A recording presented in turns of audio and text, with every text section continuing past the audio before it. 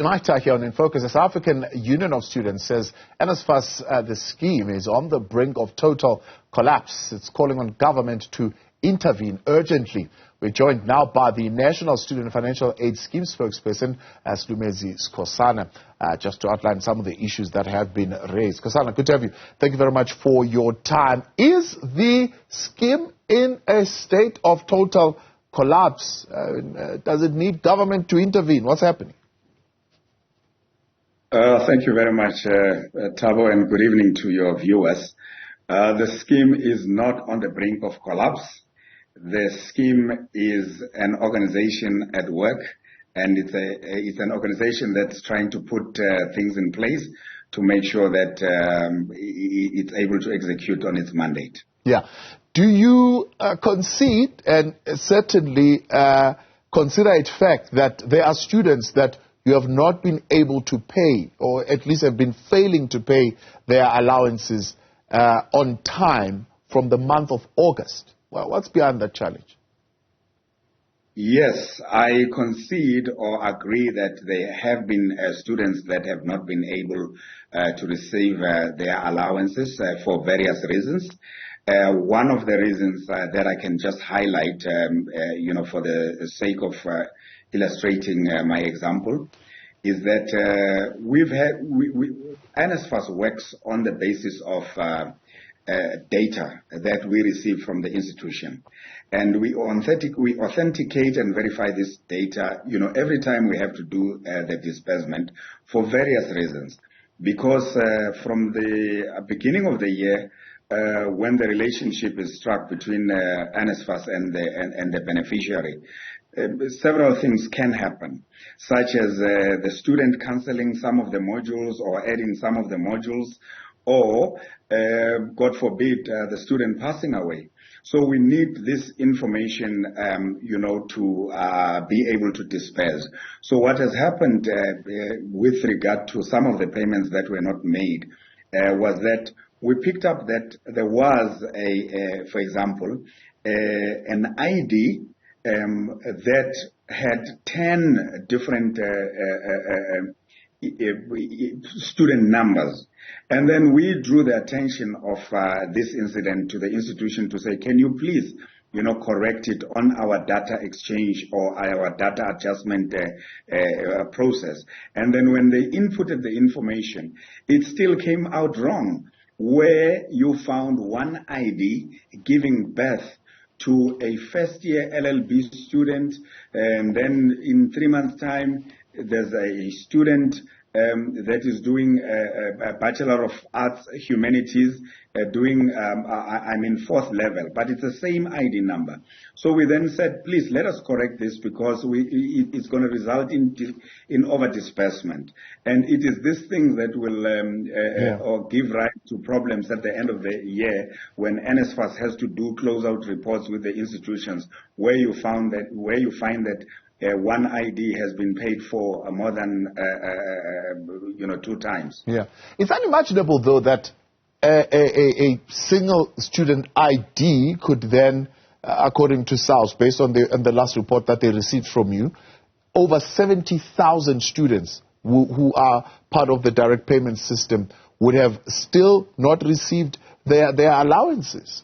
I mean, one ID number, I understand, one student, 10 students, but 70,000, why would one incident be able to affect 70,000 students? Well, that is just one of the many examples. I was just giving one example, but how that can be countenanced is that when the payment is run, for a huge number of beneficiaries, that one problem can actually block the whole payment run.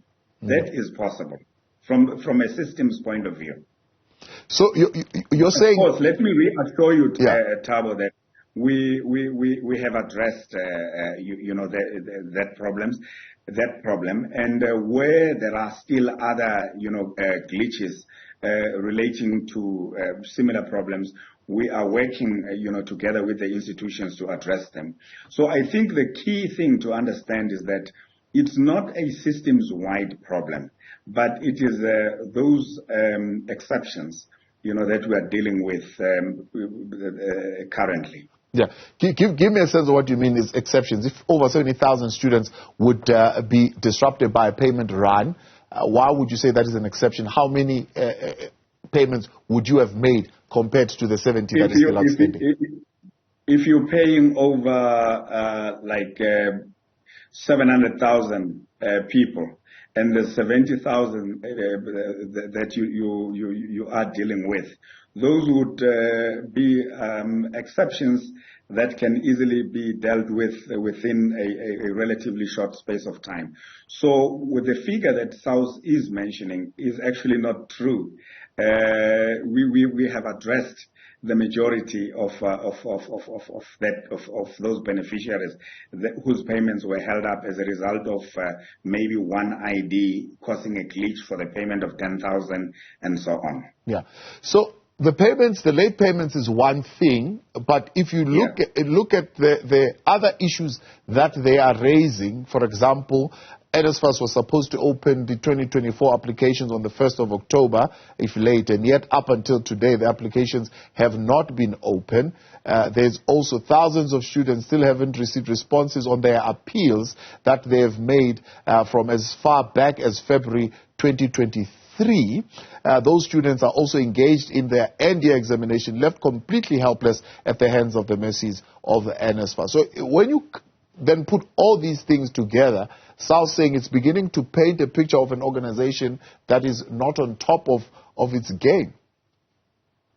Thabo, let me concede that there has been a delay in the announcement of the opening of applications for 2024. But can I go on record and say that today, as I'm speaking to you, both NSFAS as well as the ministry have issued statements stating and confirming that the applications will be opened on the 21st of this month. That is in a couple of days. And the minister, as well as the NSFAS management and board, have encouraged, prospective beneficiaries to start applying. The closing date will be the 31st of January. The delay obviously was caused by, the temporary instability that we've been going through in basically incorporating the lessons that we've learned, from this year. You would know that in the past we've often made such an announcement on the 1st of November, not in October as such, but we have always benchmarked it for the 1st of November. This time around, we've had to push it to the 21st due to the things that we needed to do. For example, as part of this announcement, there is what we call NSFAS eligibility criteria and conditions for financial aid.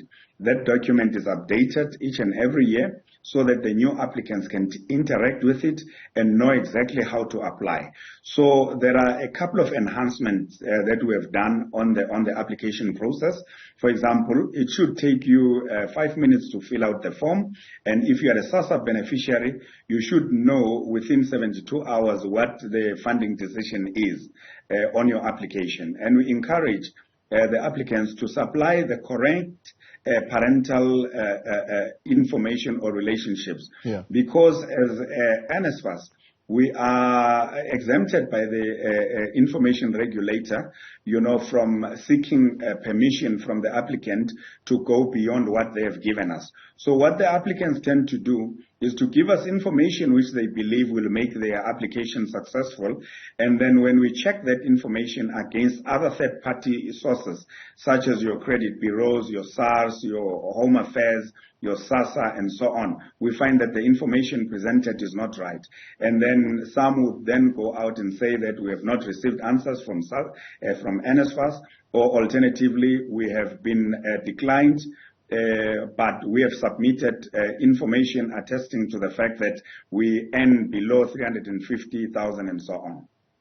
So you're saying to me that your funding guidelines, have they been finalized now? You're saying there are some amendments, you're doing some upgrades to them. Are they finalized?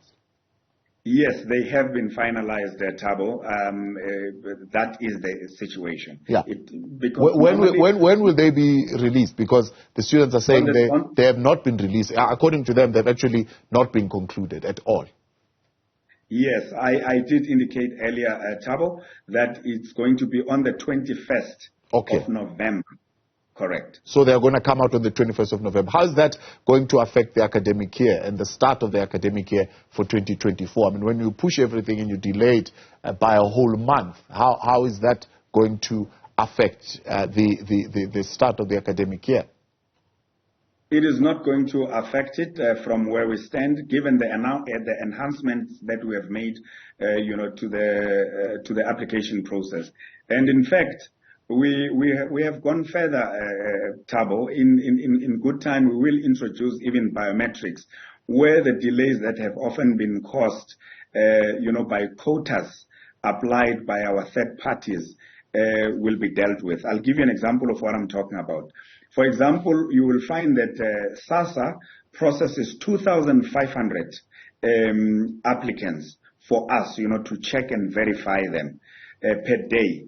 And if you've got over 500,000 applicants, theoretically, it means that you'll have to allocate 2,500 applicants to be processed a day just by, the SASSA process alone. So what we've done in terms of our systems integration, we have gone back, to our third party, our third party partners to say, let us integrate the data a little bit better so that we can process more information on beneficiaries on a daily basis. So we are confident that the opening of the applications on the 21st of November, giving them the whole of December as well as January, to give us whatever needs to be supplied in support of the application is sufficient time for us to do so. We have taken into consideration when DBE results are coming out. We have taken into account, the SARS processing of, financial data for the prospective applicants.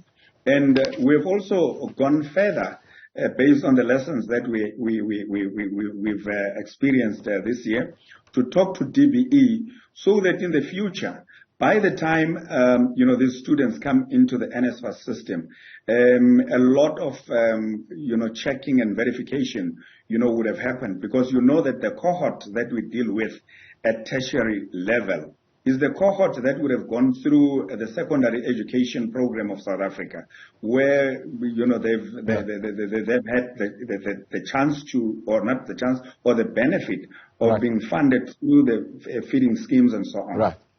So the data, what I'm saying is, the data is already there at DBE level that we need to mine in order to make sure that there are no delays in the processing of applications going forward. Appreciate your time. Completely out of time. Let's leave it there for tonight. NSFAS spokesperson there, Slumezi Skosana.